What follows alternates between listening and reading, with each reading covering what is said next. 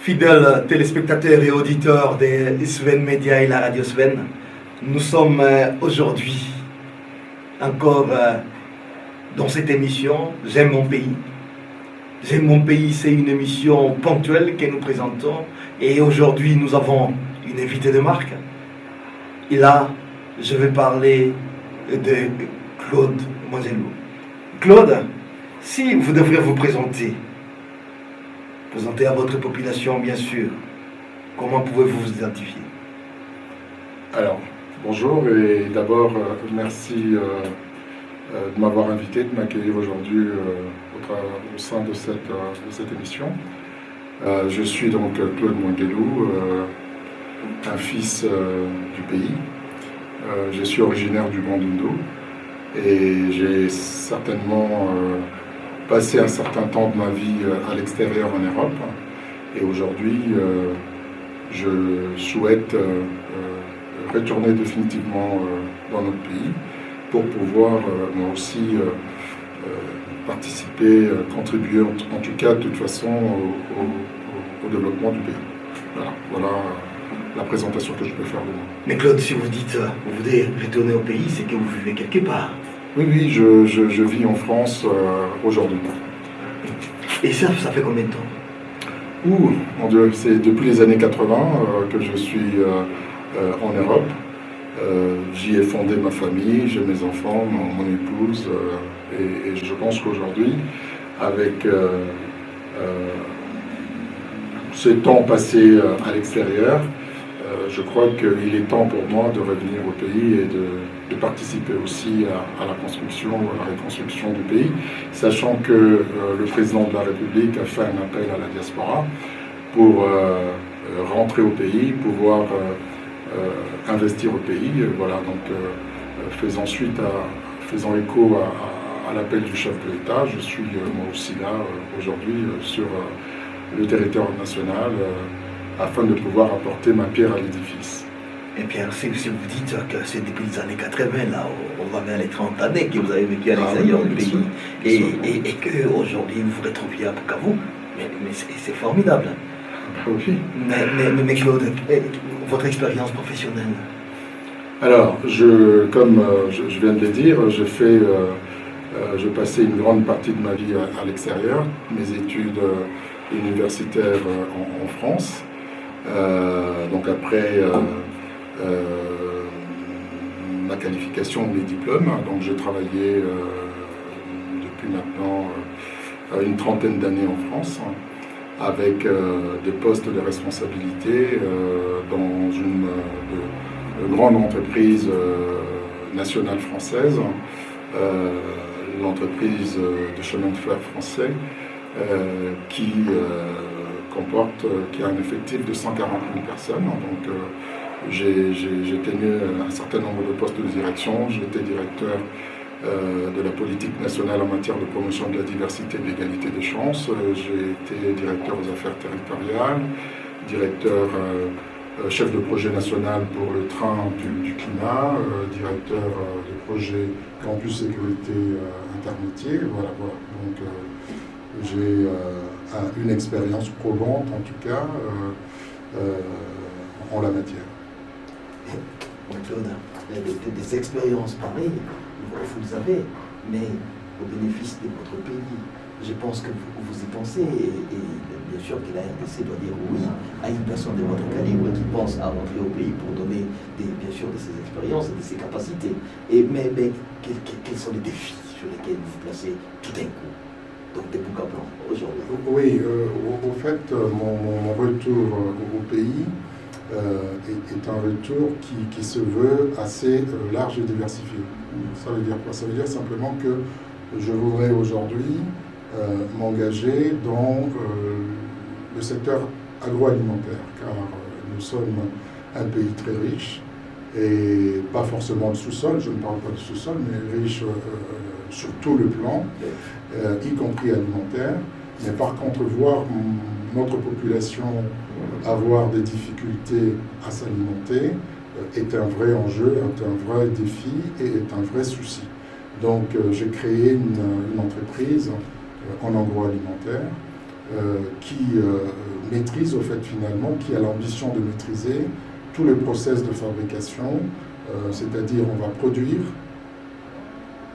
on va transformer, conditionner et mettre à disposition de la population des aliments à un prix accessible à tout le monde. Voilà, donc ça c'est le premier engagement. Le deuxième engagement, j'ai mis en place un cabinet de conseil en organisation, en management, en recrutement et en ressources humaines, qui va permettre également de pouvoir accompagner les entreprises locales et étrangères, les organisations internationales également, les ONG également, dans la structuration de leur organisation et dans la gestion de leurs ressources humaines au niveau local. Et puis, troisième axe de mon engagement avec le retour au pays, c'est également apporter dans le cadre du chemin de fer, donc du ferroviaire, mon expertise également acquise à la Société nationale de chemin de fer français. Voilà. Donc aujourd'hui, mon engagement vis-à-vis de notre pays, c'est ces trois orientations, avec bien entendu la création d'un certain nombre d'emplois sur le territoire national. Vous savez, si je vais le dire, M. Mangelou, la RDC est passée par la guerre. Et après autant d'années de guerre, on se retrouve devant une population traumatisée. Et comment vous pensez pouvoir surmonter ces défis? Alors, je pense que seul, je n'ai pas en tout cas des velléités ou des ambitions d'être en capacité de surmonter les défis tels que vous l'évoquez, mais je pense que c'est un travail de dur labeur que devra tous les Congolais ensemble faire pour que notre pays ou notre peuple reconnaisse en tout cas dans le futur une espérance, un mieux vivre que la guerre ou cette situation que vous évoquez a pu détruire, et oui, retrouver en tout cas de l'espoir dans la vie. Alors comment faire? Ça c'est un vrai sujet. En dehors de mes engagements professionnels, je suis, comme tout Congolais, préoccupé par la situation de notre pays. Et bien qu'étant dans la diaspora ou bien qu'étant à l'étranger, nous avons pu, au travers de mobilisations,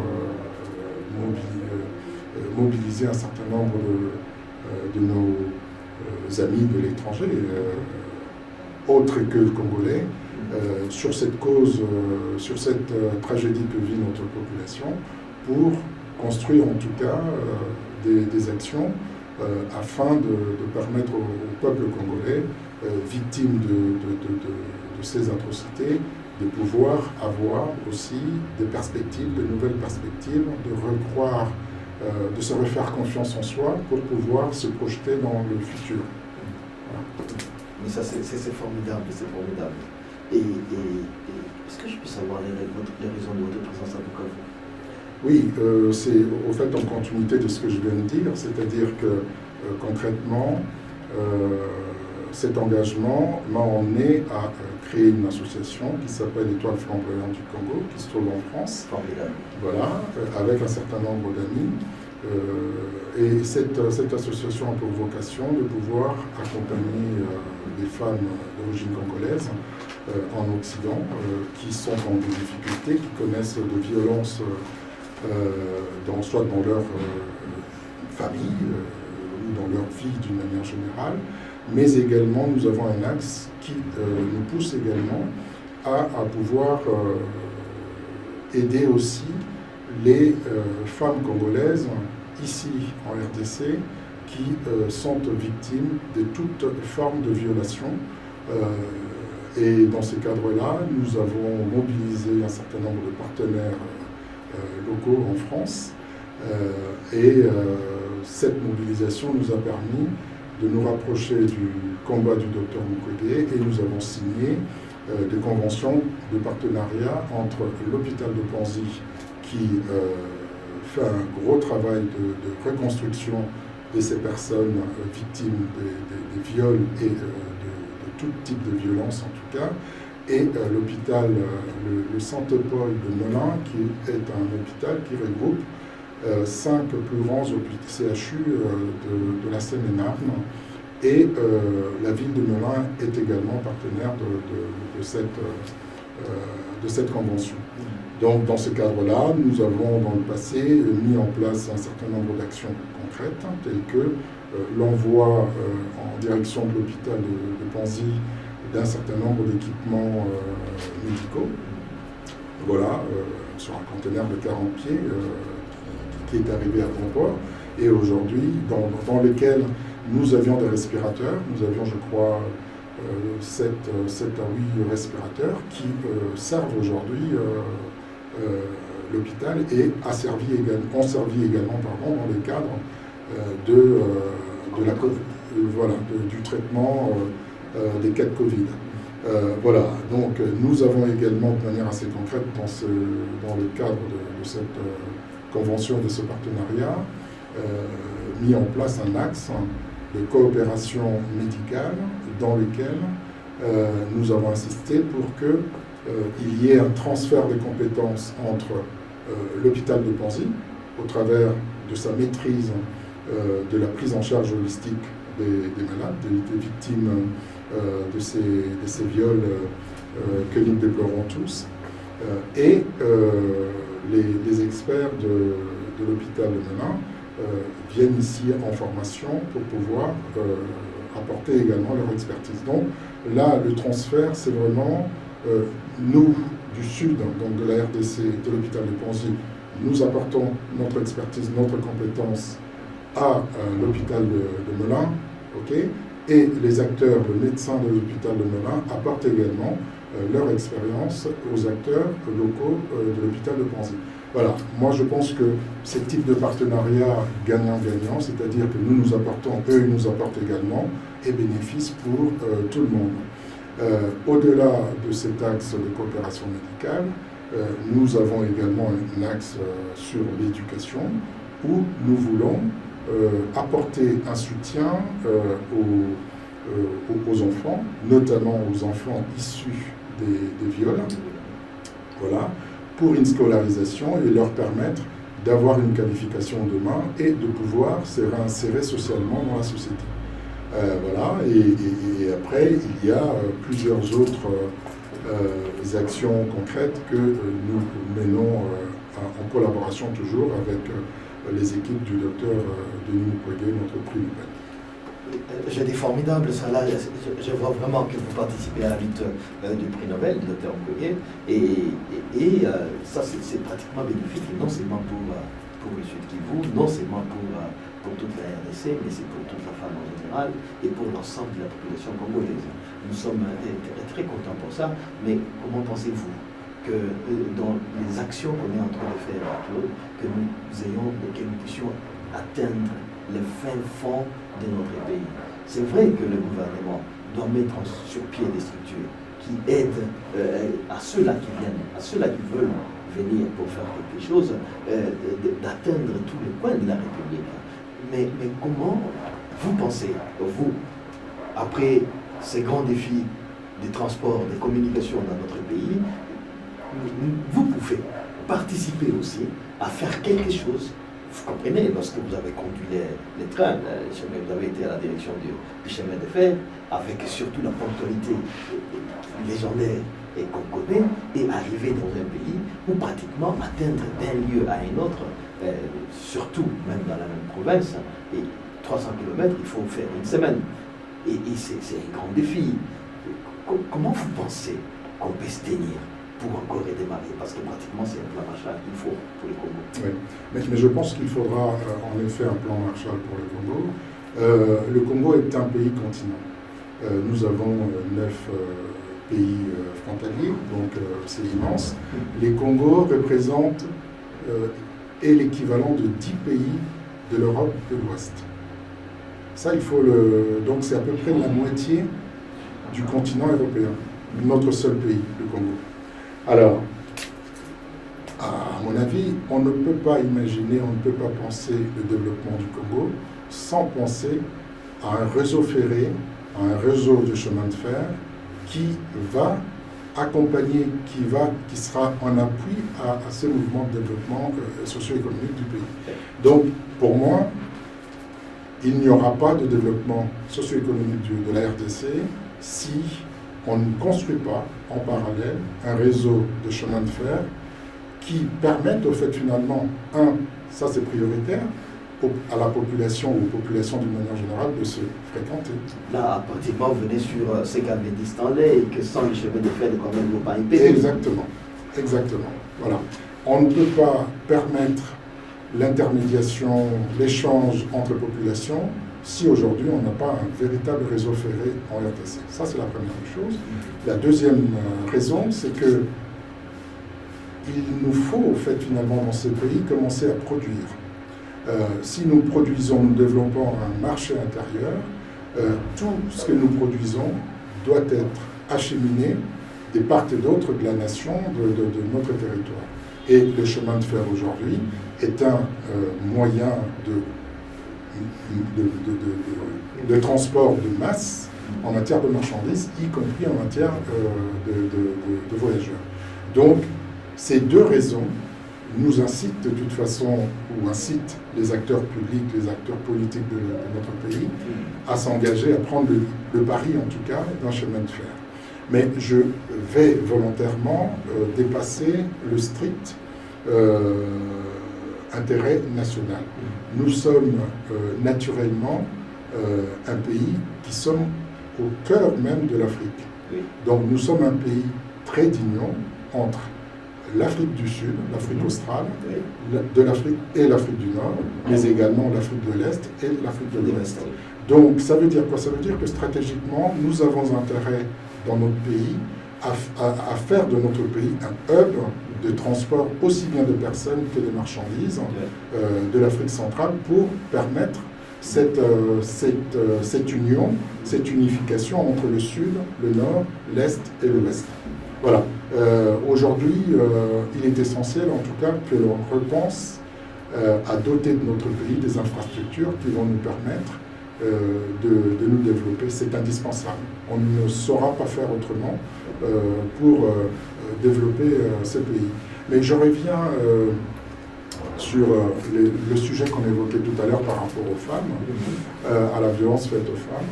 La femme, dans notre culture congolaise ou africaine d'une manière générale, est au cœur même de notre société. Aujourd'hui, violenter la femme, c'est détruire notre tissu social, c'est détruire notre société. Alors, le travail que vous faites ici à Panzi avec le docteur Mukwege est un travail que je dirais symboliquement de reconstruction de notre société, de notre cellule familiale. Puisque avec ces atrocités, c'est toute notre société, au fait, finalement, qui est détruite.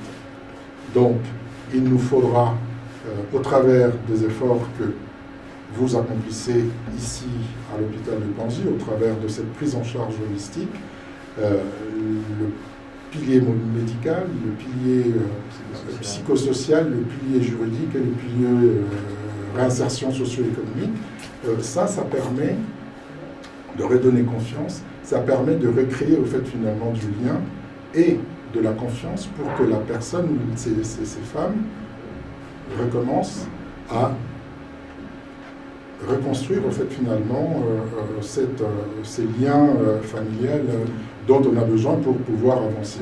Donc vous voyez, entre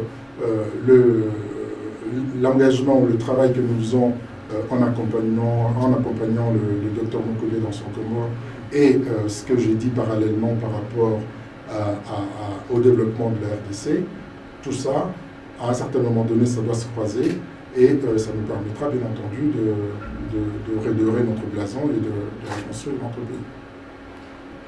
Formidable. Là, vous parlez directement du travail de Dr Mukwege, de ce que vous avez constaté et de tout ce que vous êtes en train d'observer pendant cette courte période que vous êtes ici. Et si vous étiez demandé de faire quelque chose. Si aujourd'hui, imaginons, vous êtes devenu ministre du genre, quelle est la priorité pour pouvoir aider le docteur dans ces combats?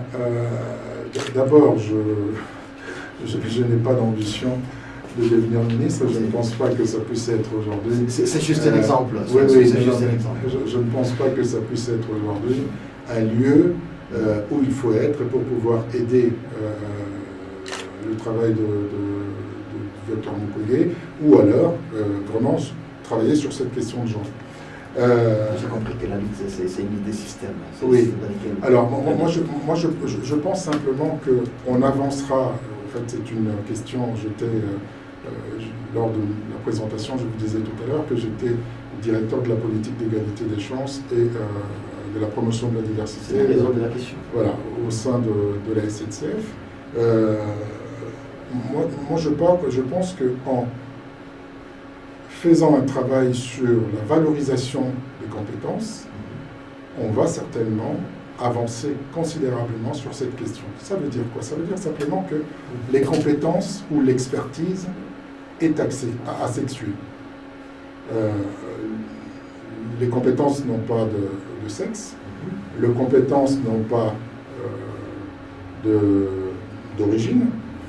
Les compétences sont des éléments qui permettent à chacun, à une femme comme à un homme, de pouvoir réaliser soit les responsabilités ou les activités ou les tâches, le travail qui lui sont conférés.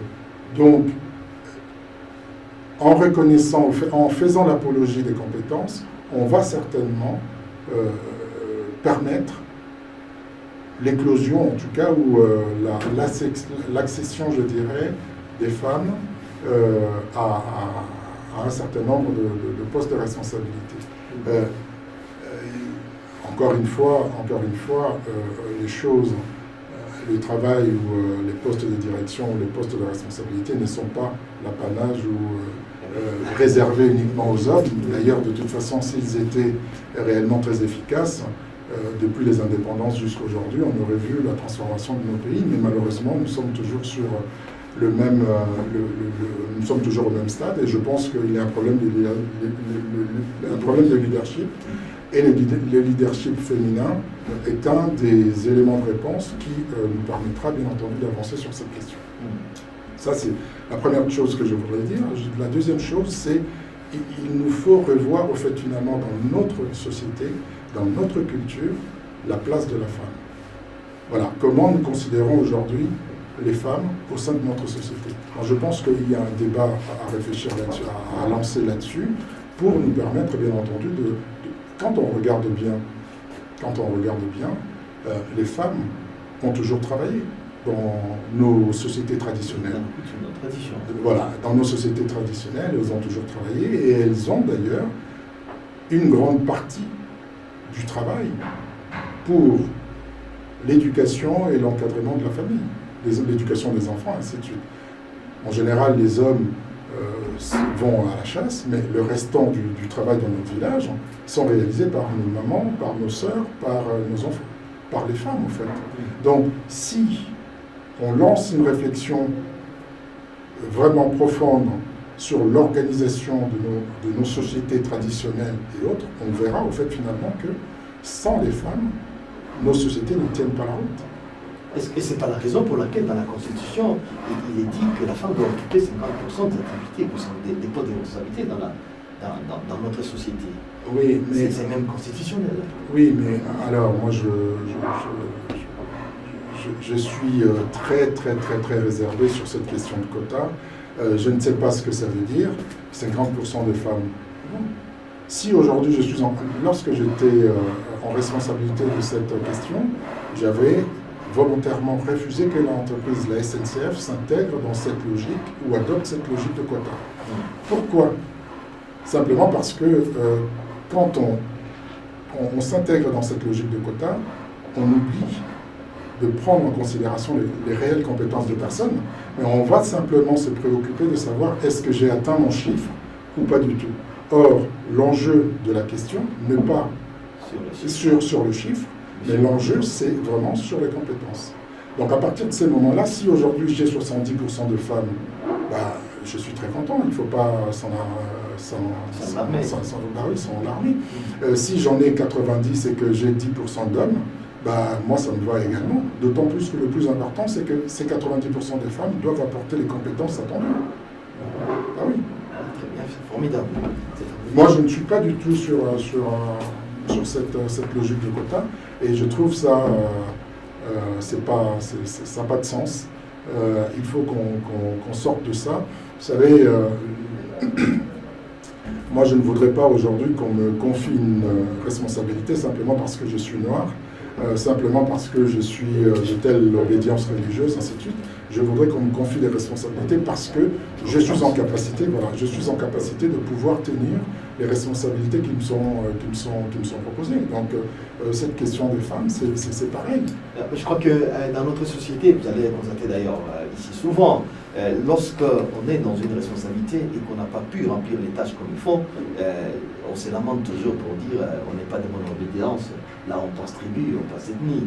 C'est à ces moments-là qu'on ressort. Il faut sortir de cette question tribale, et il faut, à mon avis, que l'on s'inscrive tous dans une logique d'unité nationale. Nous sommes tous Congolais. Je vous embauche parce que vous êtes congolaise, pas forcément parce que vous avez des compétences et j'ai besoin de ces compétences-là. Voilà. Donc, je ne vous embauche pas parce que vous êtes Ngwandi ou je ne sais pas, Moulouba ou... non, je vous embauche parce que vous avez une compétence, et les compétences n'ont aucune ethnie. Et c'est là où on trouve la valeur de la personne. Exactement. Ah, formidable. Exactement. Formidable. Par contre, ce qui est intéressant également, c'est que pour avancer sur cette question, vous savez, aujourd'hui, il faut qu'on s'interroge.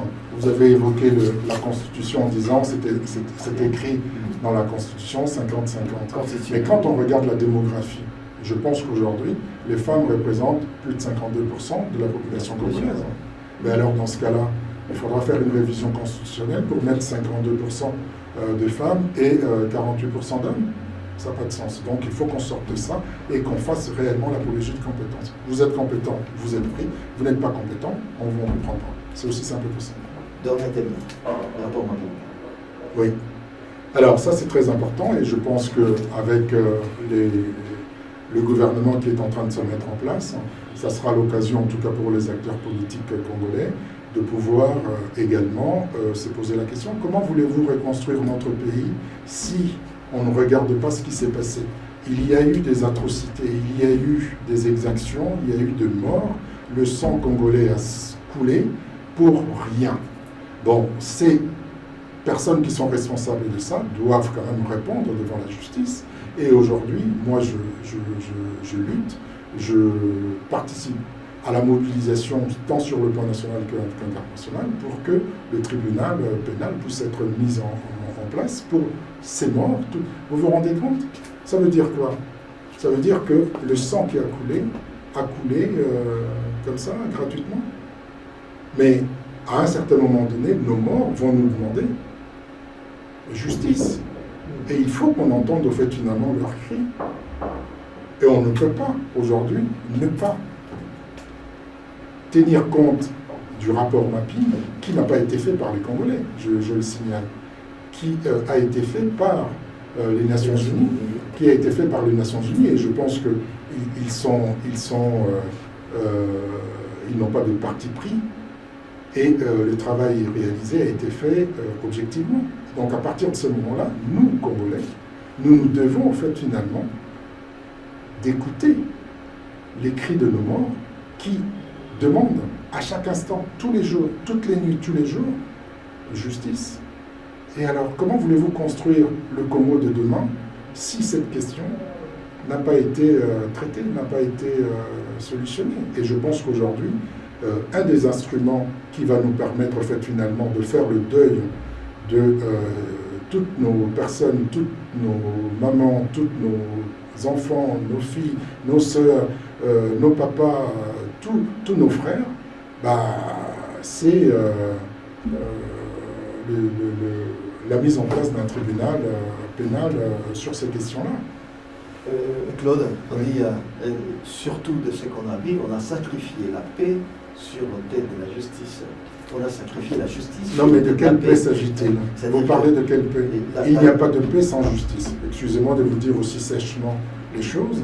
Il n'y a pas de paix sans justice. De quelle paix parlons-nous? Si on veut réellement instaurer, parler de la paix en RDC, il faut qu'on commence par la justice. C'est aussi simple que ça. Je ne comprends pas la logique. Je ne suis pas un acteur politique, je ne suis pas un décideur, mais je ne vois pas comment va-t-on parler de la paix, va-t-on instaurer la paix, et comment d'ailleurs, si on ne commence pas par faire justice au fait finalement à nos morts. C'est important. Nous sommes bantous. Dans notre culture, la mort a une signification importante. Et alors, on va faire une croix sur ces personnes qui ont été tuées gratuitement. Nous avons vu des personnes occuper des postes de responsabilité, des postes ministériels, tout simplement à cause de l'orgueil de la participation dans les luttes armées et dans les guerres. Ils ont plus tué.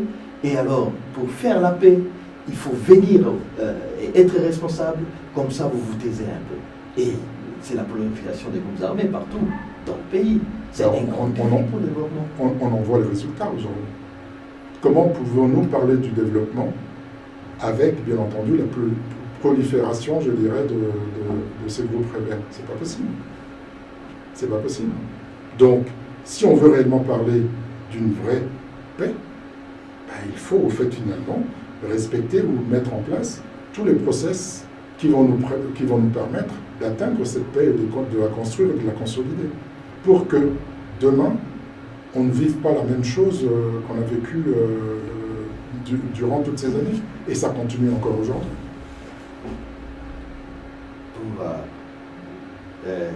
Le docteur Moukoudi a demandé que les rapports olympiques puissent sortir du tiroir des Nations Unies dans son discours d'Oslo. Oui. Comment le docteur Moukoudi est perçu de l'extérieur? Alors, moi je pense que la question n'est pas de savoir comment est perçu le docteur Moukoudi à l'extérieur. Je pense que la perception doit être identique, que l'on soit à l'extérieur ou à l'intérieur. Le travail qu'il est en train de faire n'est pas un travail qui est adressé uniquement aux gens de l'extérieur.